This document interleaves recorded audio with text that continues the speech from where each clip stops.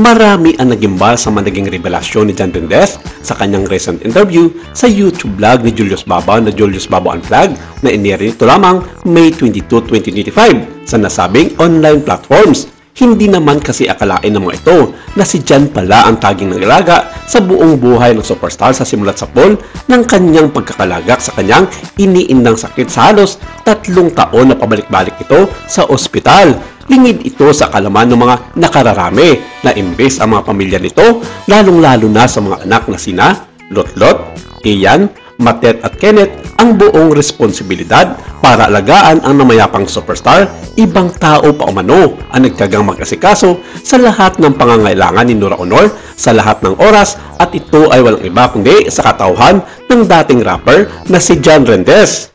At kung mababasa sa lahat ng mga naging komento sa naturang vlog ni Julius Babaw kay John, marami ang nagsasabi na ang lahat ng mga binitawang salita nito ay patama sa mga anak ni Nora Aunor. Walang duda naman dahil sino ba naman ang mag-aakala na imbes ang pamilya at mga anak sana ng superstar ang mag-alaga sa kanya sa mga oras na siya ay nakikipaglaban sa kanyang iniindang sakit. Si John pa mismo ang naglakas loob na samahan si Nora Aunor sa lahat ng mga oras hanggang binawian na ito ng kanyang buhay. Sa nasabing vlog, walang alinlangan na inilahad-lahat ni John Rindez ang mga huling sandali ni Nora Aunor bago nito lisanin ang mundong ibabaw, at sinabi niya na minahal niya ng todo ang superstar na masigit pa sa kanyang sarili. Kaya walang dahilan para pabayaan niya na lamang itong mag-isa na harapin ang lahat ng mga pasakit sa kanyang iniindang sakit.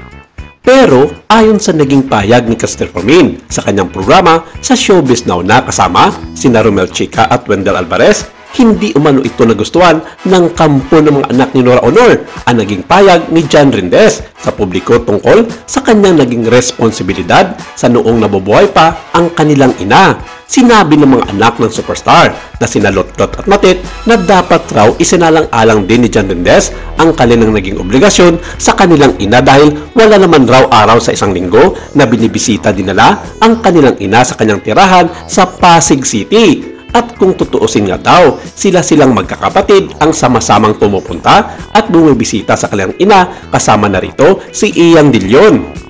Ayon pa kay Christopher Min, sinabi raw ng kampo ni Matet at Lotot na wag sanang magsinungaling itong si John sa publiko dahil lumalabas na sila pa ang nagiging masama sa pagkamatay ng kanilang ina. Binawian ng buhay ang superstar sa bisperas ng mahal na araw noong April 16 dahil sa proseso ng endoplasty operations kung saan hindi na kinaya pa ng katawan ng superstar ang nasabing operasyon, dahilan para bawian ito ng kanyang buhay. Maraming alang-alang iniwan ang superstar sa sambayanang Pilipino at kumakailan lamang ay ginawaran ito ng Malacanang ng Presidential Medal of Merit kasama ang ilan pang may pangalan sa industriya tulad na lamang ng namayapang si Gloria Romero, Pilita Corrales at Margaret Forrest.